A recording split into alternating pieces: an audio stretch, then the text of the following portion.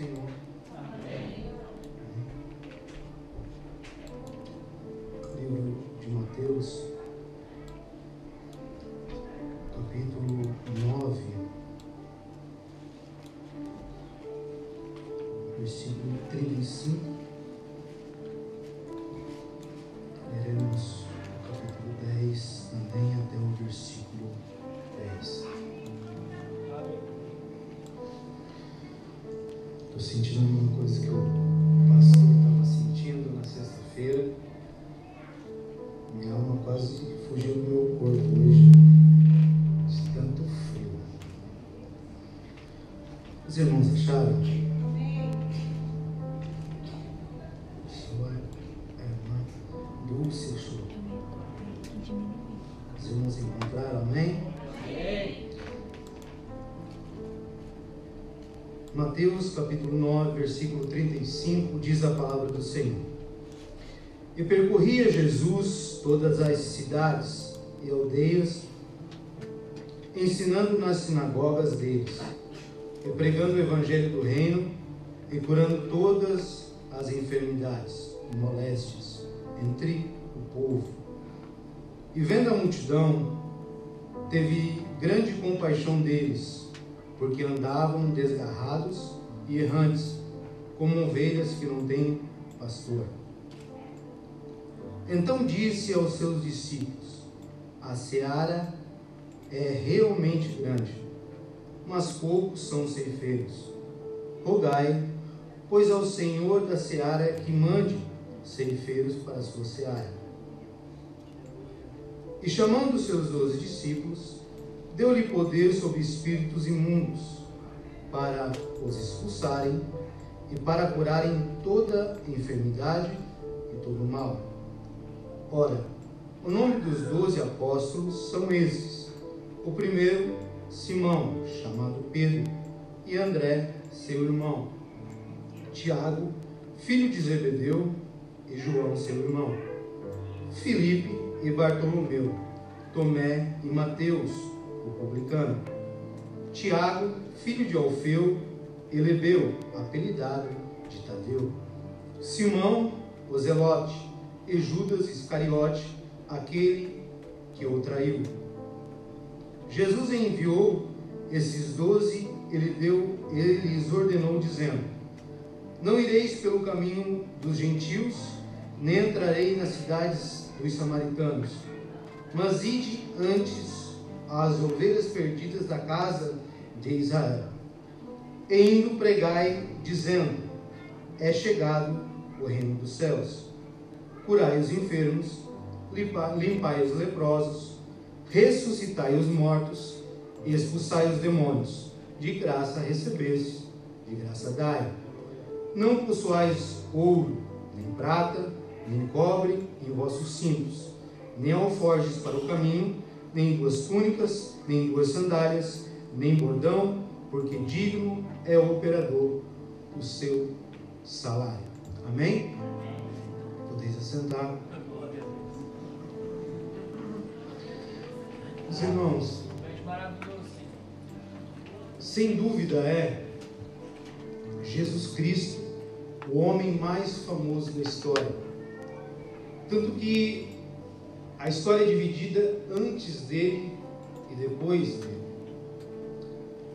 Mas se formos para diferentes tipos de religiões, receberíamos resposta de quem é Jesus e o que ele fez quando passou por essa terra. Diferentes nomenclaturas escutaríamos. Por exemplo, quem foi Jesus? Alguém diria: ele foi um judeu errante, ele foi um grande líder carismático.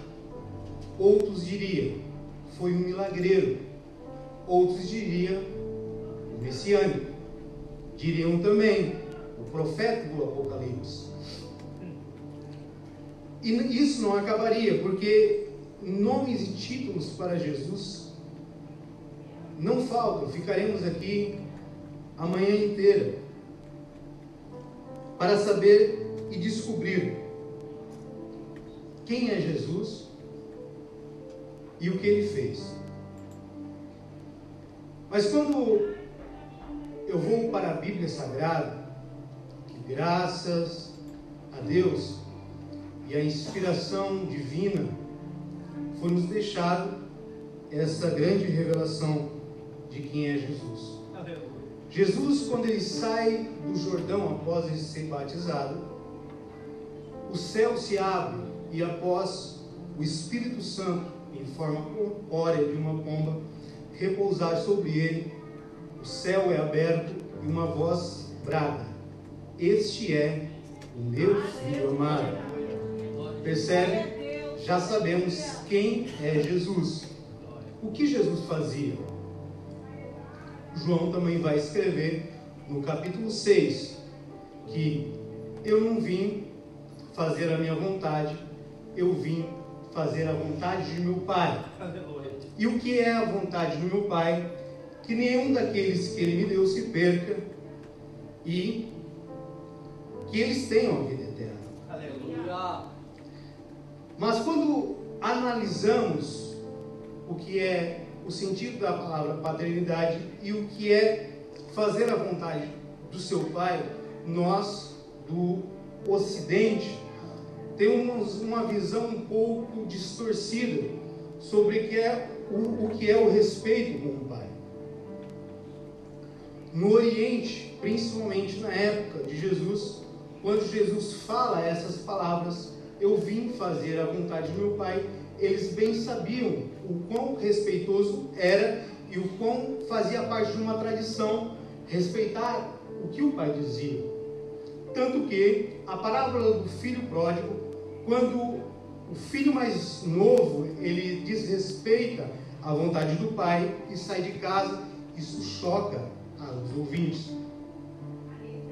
Então, o que é a vontade de Deus? O que é a vontade do Pai? Jesus, ele nos traz para nós que não importa se ele teve um dia bem sucedido, não importa se ele realizou grandes milagres. Após ele ser bem sucedido, após realizar grandes milagres, ele se apartava da multidão, tinha um particular com seu pai, para saber qual era a vontade deles. Percebe que Jesus sabe quem ele é, porque o próprio Pai diz quem ele é. Então Jesus, ele não é alguém que tem crise de identidade, não. Jesus, ele pode estar tanto no Jordão, como pode estar no deserto. Ninguém tem o poder de persuadi-lo quem ele é, com palavras e nem propostas, porque o que ele está ali para fazer é a vontade do seu Pai. Percebe que esse é o que move o coração de Jesus. O que move também o coração de Jesus, o que comove aquela multidão, porque pode ser que os discípulos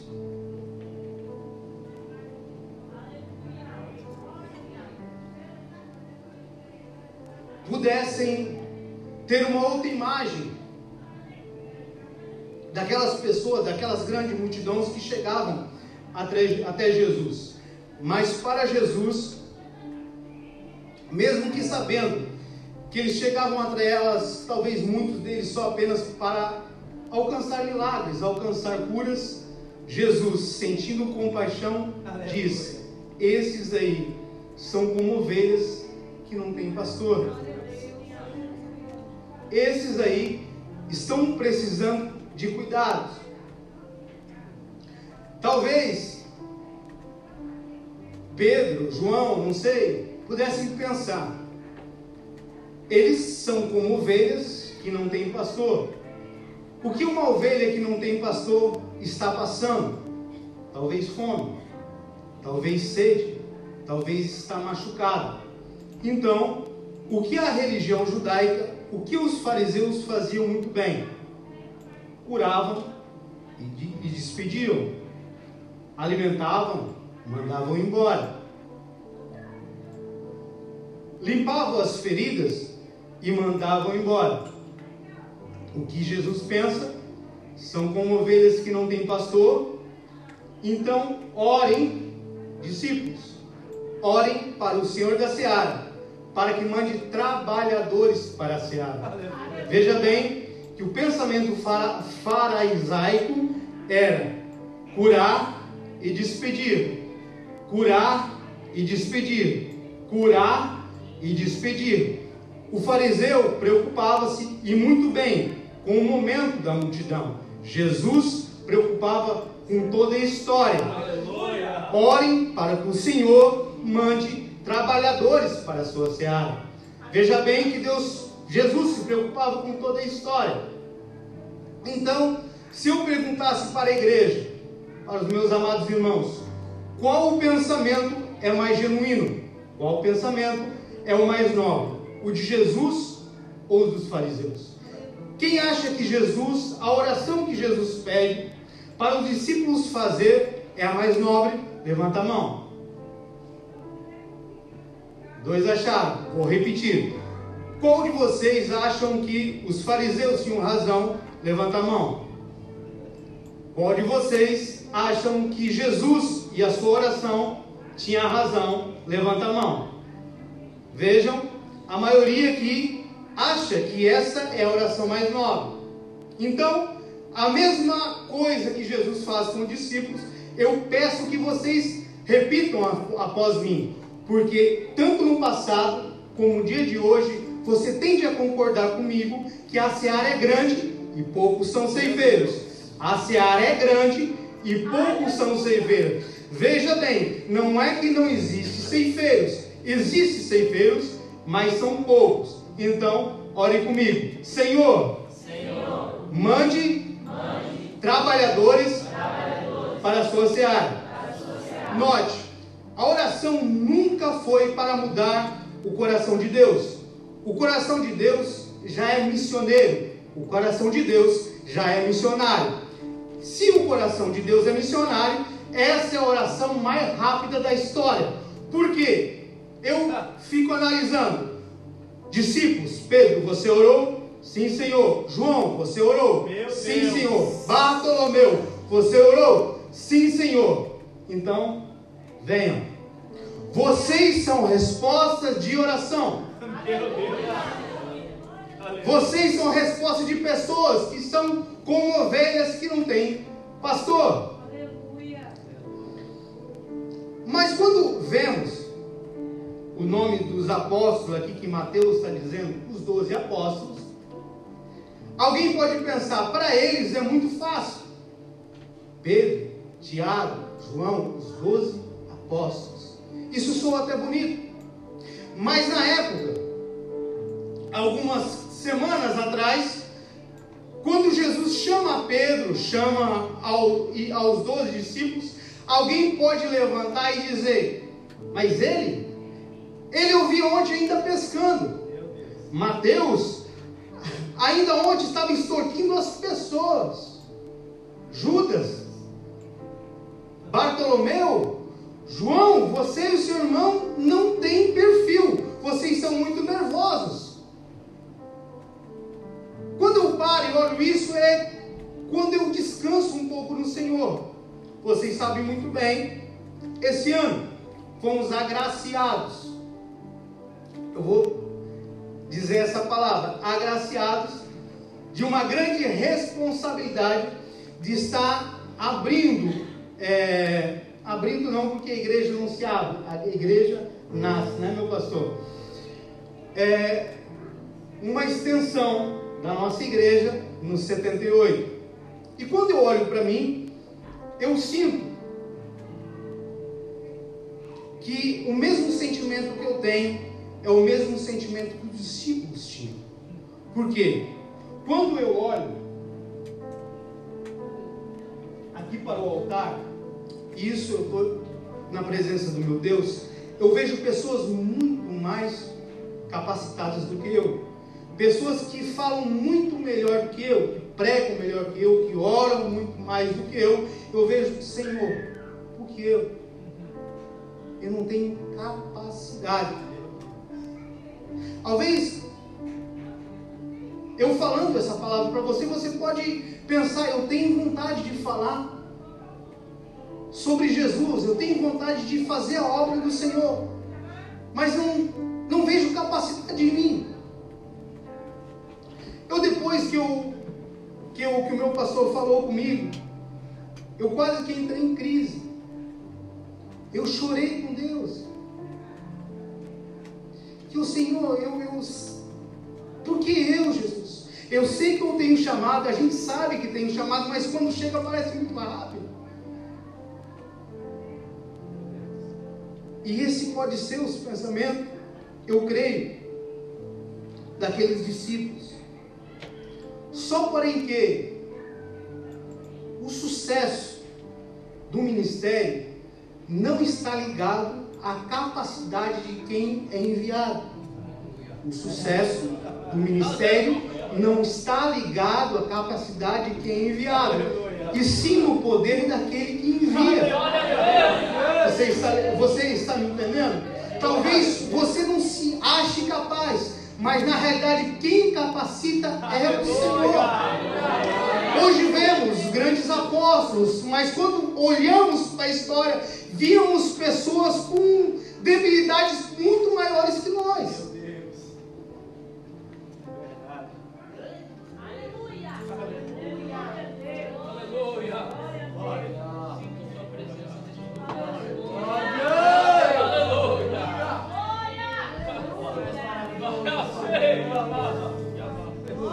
E a minha oração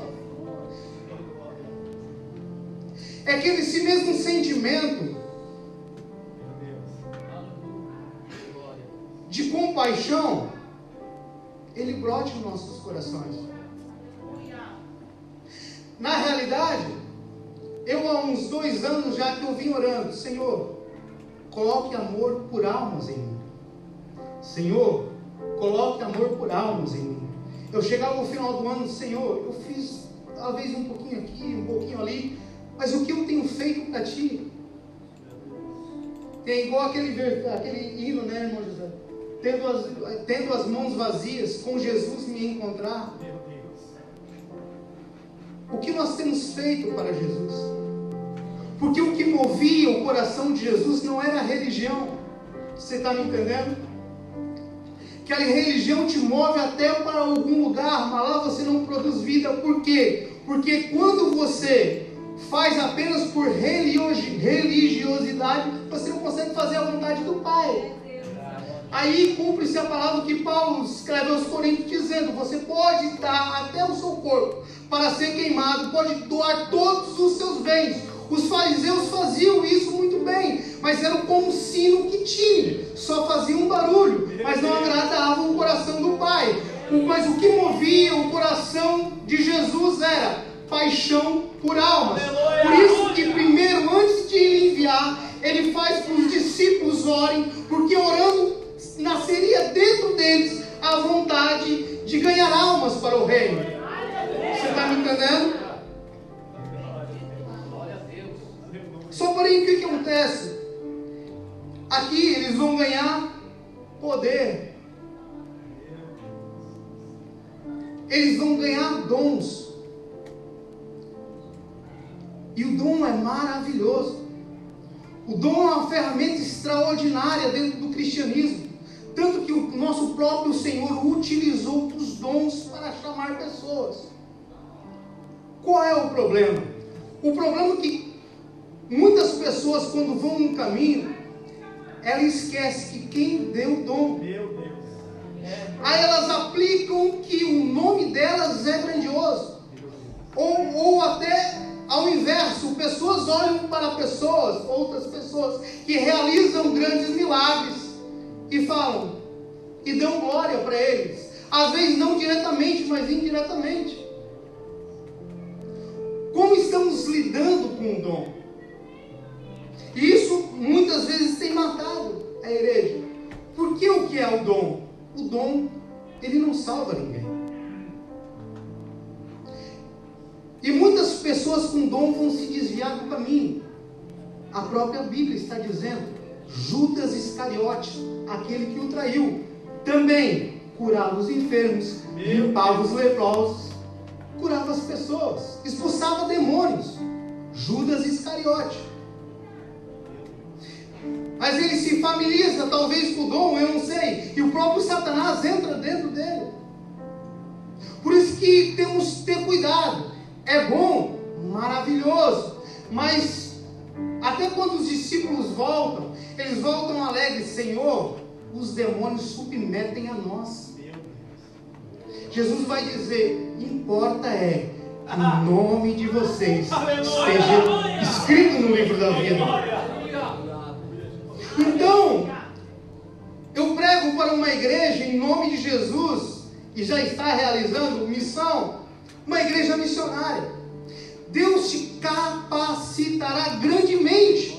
Você fará coisas grandes. A promessa sobre a nossa vida, escute bem, é que faríamos coisas maiores que Jesus. Ele mesmo falou. Ele mesmo disse. Mas nós temos que tomar cuidado para não nos perder o caminho. O porquê? Porque talvez chegaremos num ponto que achamos que... Porque, olha o que eu falei no início. Jesus sabia quem era. E por saber quem era, fazia a vontade do Pai. Muitas vezes, escute, muitas vezes fazemos coisas corretas, mas que são coisas que não é a vontade do Pai. Não entendi. Versículo 5. Jesus enviou esses 12, ele lhes ordenou: não irei pelos caminhos dos gentios, e nem entrarei nas cidades dos samaritanos, mas ide antes as ovelhas perdidas da casa de Israel.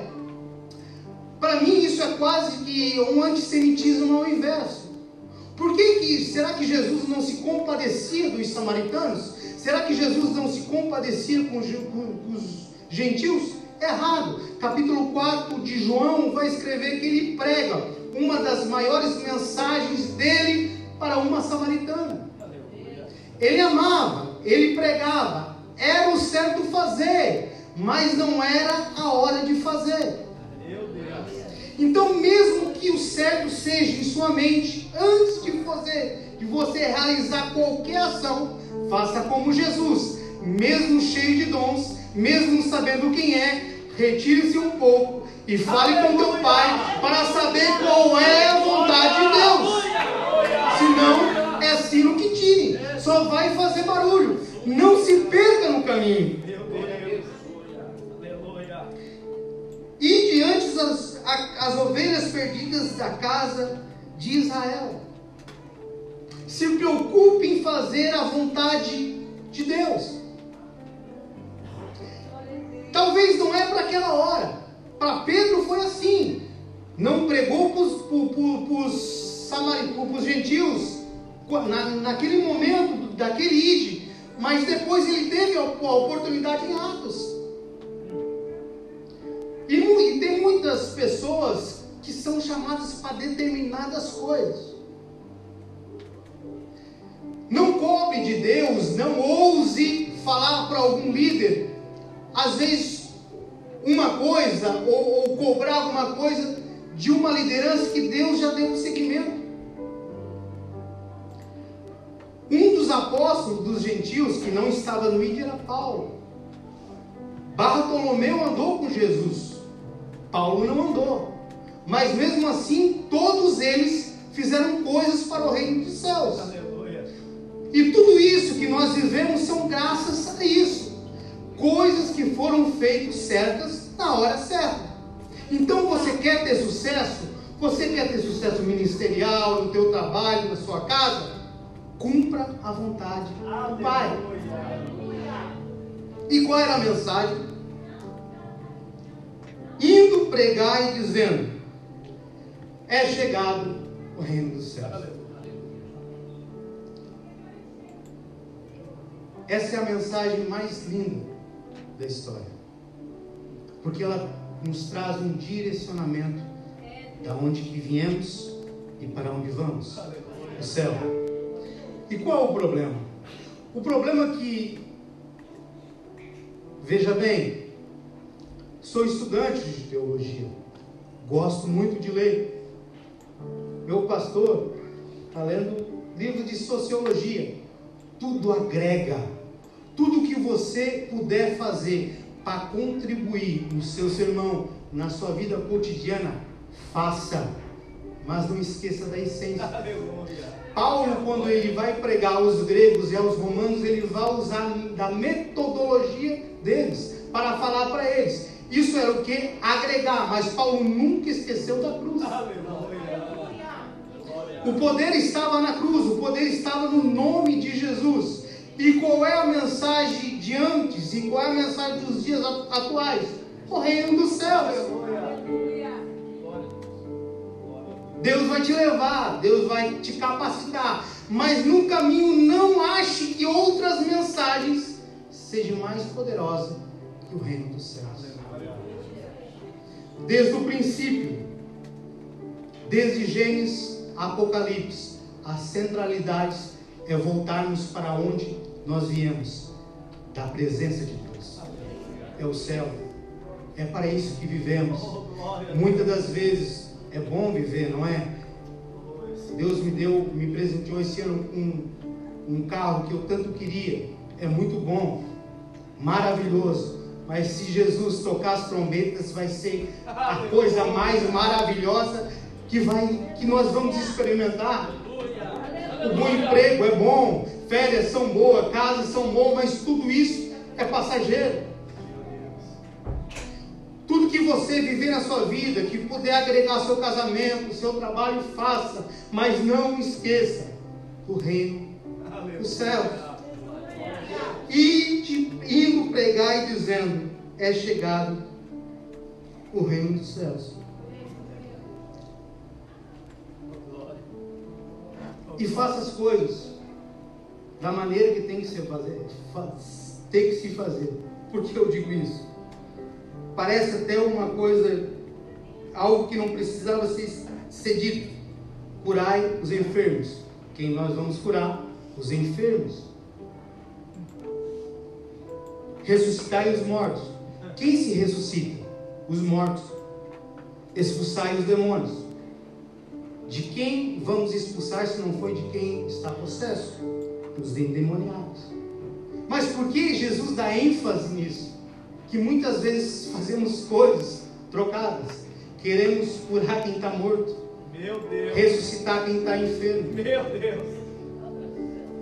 Você tem que trabalhar da maneira que Jesus te deu a visão. Aleluia. Quer ter sucesso? Ouve não só as grandes letras, mas as pequenas. Aleluia. As maiores tribulações que vamos ter em processos jurídicos foi porque nós não lemos as letras pequeninas, não é? Assinamos tão rápido que esquecemos de ler. Preste atenção nas minúsculas coisas que depois pode se tornar tempestade em sua vida. Expulsai os demônios, de graça recebestes. Por quê?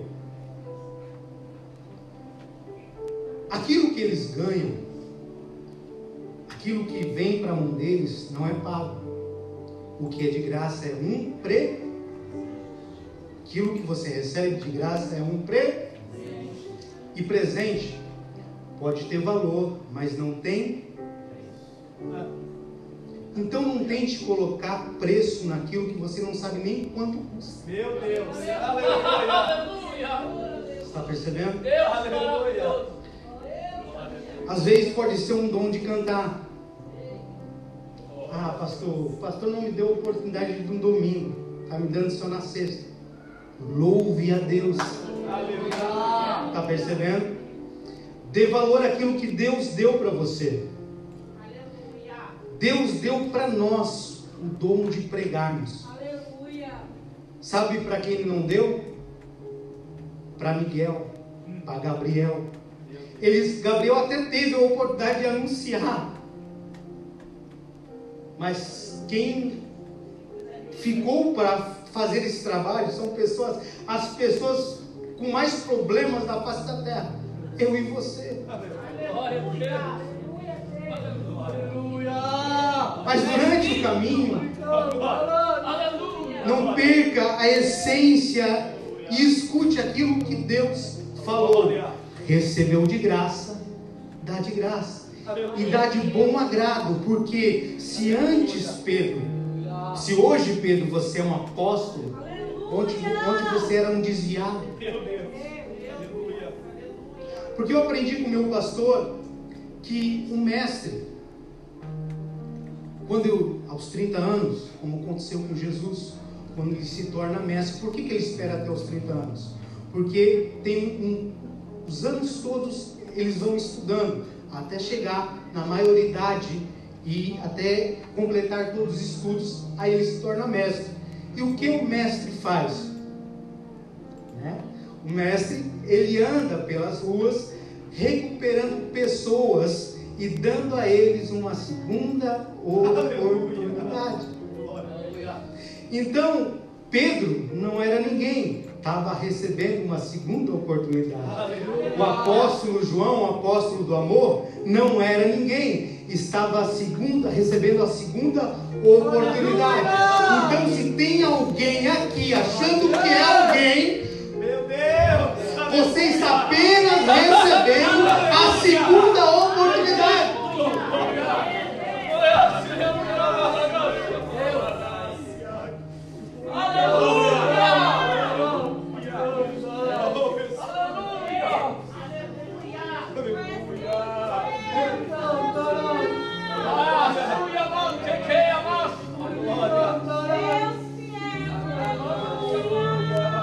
Nós merecíamos a morte. Não é que nós iríamos para lá apenas, nós merecíamos.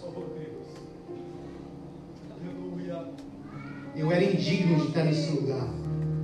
O que faz isso? A graça de Deus. Por isso é tão importante falar de Jesus. Porque assim como nós, muitas vezes, antes de conhecer a Cristo, éramos pessoas feridas. E o quão difícil é chegar perto de uma pessoa que está ferida. Geralmente ela quer se esquivar, ela não quer ouvir, muitas vezes nem quer ajuda. Mas Jesus, movido de compaixão, Ele vai atrás dela. Ele fez isso com nós. O versículo 9, versículo 1, versículo 9, ele vai dizer: não possuais ouro e nem prata, e nem cobre em vossos cintos. Aleluia. Nem alforje para o caminho, nem duas túnicas, nem sandálias, nem bordão, porque é digno o operário do seu salário. Eu vou concluir. Olha bem, eu sei que isso é uma recomendação, o versículo 9 e o versículo 10, para os líderes. Para quê? Para ter bom senso. Honra quem tem, honra a quem tem honra. Quando recebesse, aqui tem pastores, em nome de Jesus, tem pastores nesse lugar. Quando vocês receberem pessoas para pregar em sua igreja, abençoe. Nunca despeça alguém de mão vazia. Eu estou aqui até não sei que dia. Eu fui, todos esses anos de igreja, tesoureiro dessa igreja. E nunca passou alguém por aqui que saiu de mãos vazias. Todos deles saíram abençoados. Mas nenhum deles chegaram até aqui cobrando para pregar. E isso eu tenho propriedade para falar. Porque não põe preço naquilo que não tem valor. Use, por que está escrito aqui? Claro que eu vou continuar, porque Deus me deu uma visão sobre isso. é uma recomendação. A pessoa estuda, a pessoa tem gastos, a pessoa viaja, a pessoa tem família, a pessoa tem sonhos. O mais normal é abençoar. E se você acredita no reino do céu, vou te falar o seguinte: a melhor colheita que você vai ter é abençoando um pregador, abençoando um homem de Deus. Por quê? Porque a própria palavra diz: aquele que dá um copo de água fria que seja a um dos meus, tem galardão nos céus. Então, se você às vezes despoja de algo que talvez te custe para abençoar ao seu irmão, que talvez veio trazer uma palavra de vida para você, pode ter certeza, você vai ser grandemente recompensado. Por outro lado, pastores, pregadores, me ouçam bem, pode ter gente me ouvindo pela internet. Não faça isso. Não cobre por aquilo que você recebeu de graça. Não cobre por aquilo que você recebeu de graça. Vai pela tua fé. É isso que o Senhor está recomendando. Jesus, Lucas, ele vai dizer que Jesus foi o homem mais perfeito da história. Por quê? Jesus tinha bom senso. Honre a quem tem honra. Não queira para o seu irmão aquilo que você não quer para você. Agora, o que o Espírito Santo falou nessa mensagem aqui? Não possueis nem